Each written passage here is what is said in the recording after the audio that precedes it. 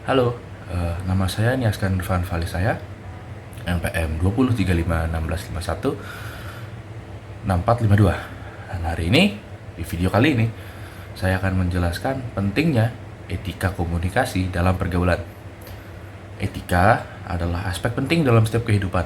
Etika menentukan bagaimana cara kita bertindak, bagaimana kita berperilaku, bagaimana kita berpikir, dan bagaimana kita tentunya berkomunikasi dengan orang lain. Pergaulan adalah bisa dibilang pertemanan, aspek sosial dalam kehidupan manusia. Setiap manusia pasti punya pergaulan, setiap manusia pasti punya teman, setiap manusia pasti memiliki hubungan. Pergaulan dan etika adalah satu hal yang berjalan harus seimbang. Namun sering dilupakan dikarenakan seperti yang saya bilang, pergaulan adalah pertemanan. Jika kita membicarakan pertemanan, tentunya membicarakan tentang keakraban. Pertemanan yang akrab, pertemanan yang sudah berjalin dengan lama, memiliki etika yang berjalan di dalamnya. Pertemanan itu sendiri, kadang jika sudah terlalu akrab, justru malah cenderung melupakan etika. Namun ini disebabkan sesuatu yang terjadi secara tidak sadar, sesuatu yang terjadi dikarenakan kita sudah terlalu mengenal orang tersebut, kita memahami apa yang dia suka dan tidak suka, apa yang dapat diterima, apa yang tidak dapat diterima, latar belakang psikologis dan segala macam yang membuat dia. Jika kita membicarakan komunikasi pada dasarnya adalah proses penyampaian pesan, proses penyampaian informasi melalui saluran, melalui verbal, non verbal kepada orang lain agar mendapatkan pemahaman atau reaksi atau perubahan orang tersebut dengan informasi yang sudah disampaikan. Pentingnya etika berkomunikasi dalam pergaulan adalah untuk menjaga keharmonisan, keakraban, hubungan tersebut, hubungan pertemanan, hubungan pergaulan tersebut. Salah satu atau banyak-banyaknya tahap yang harus dipikirkan adalah nomor satu, ketika kita berbicara dengan teman, berbicara dengan lawan bicara, berbicara dengan orang sebaya, intinya teman yang sudah kita kenal lama atau bahkan baru kenal. Nomor satu adalah tidak menyepelekan orang tersebut, tidak menyepelekan latar belakang orang tersebut, tidak menyepelekan apa yang dia bicarakan. Yang kedua adalah sopan santun. Sopan santun adalah, saya rasa, aspek penting yang harus dimiliki dan harus dilakukan setiap orang dalam kegiatan apapun. Sopan santun adalah sesuatu yang mutlak menurut saya jika kita membicarakan tentang hubungan dengan orang lain. Yang ketiga,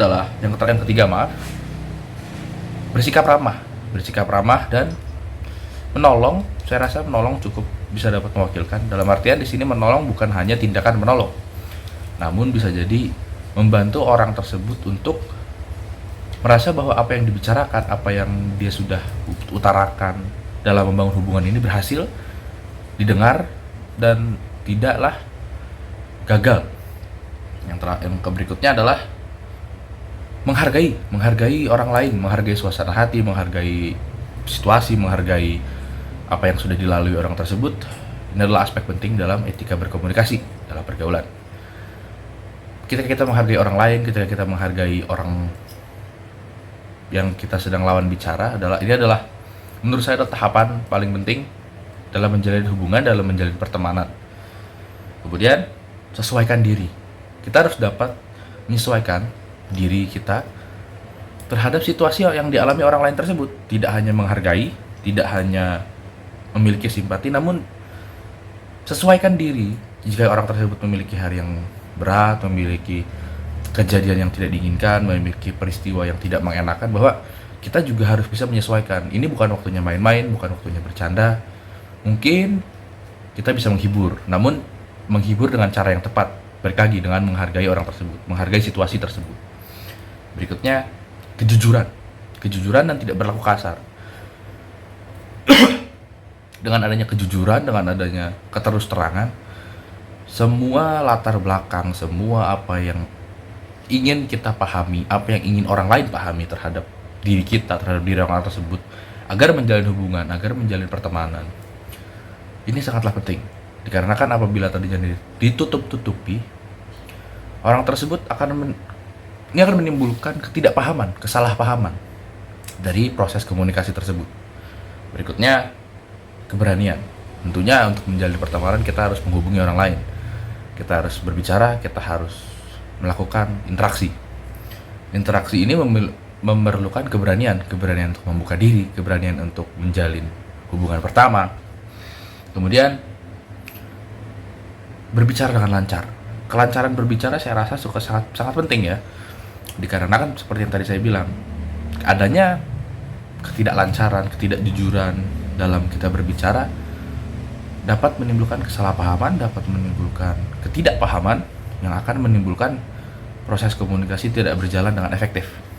Berikutnya, mengetahui pokok pembicaraan, mana yang memang menjadi pokok, mana yang bukan. Hindari hal-hal sensitif. Jika kita membicarakan hal yang pokok, usahakan berada di topik, berada di hal yang sedang dibicarakan. Jangan mencoba untuk menambahkan atau mengurangi sesuatu yang bukan dari topik tersebut. Kemudian, percaya diri. Ya, keberanian dan percaya diri adalah hal penting sekali. Jika dengan adanya percaya diri, keberanian akan muncul karena kita sendiri memiliki rasa pede, rasa supel, rasa kita bisa dapat bergaul, dapat berhubungan dengan orang lain. Maka kepercayaan diri ini sangat penting. Berikutnya, hindari terlalu banyak bicara. Berikan kesempatan pada orang yang kita ajak bicara, berupa teman, pergaulan, atau apapun yang sudah saya bilang sebelumnya, untuk memberikan kesempatan mereka berbicara, menambahkan topik-topik yang sedang dibicarakan, menceritakan keseharian, menceritakan masalah, menceritakan ya apapun lah. Intinya kita sebagai komunikator, sebagai penggiat proses komunikasi, sebagai pelaku proses komunikasi harus memberikan kesempatan, memberikan hak mereka untuk berbicara dapat dijalankan. Terlebih lagi dalam pergaulan era modern ini dengan era digital yang sangat luar biasa pesat ini, dan dapat dilakukan komunikasi tidak langsung yang dapat terjadi secara instan melalui instant messaging, WhatsApp, DM, Instagram, dan banyak hal lainnya. Kadang etika dalam berkomunikasi ini cukup dilupakan. Hal-hal sederhana seperti menambahkan imbukan Pak, Bu, Om, Tante, Tuan, Nyonya kadang suka dilupakan apabila kita sudah berbicara dengan teman. Sekian dari saya rasa ini pemahaman saya terhadap etika berkomunikasi sudah tersampaikan. Sekian dari saya, lebih kurangnya saya mohon maaf. Terima kasih.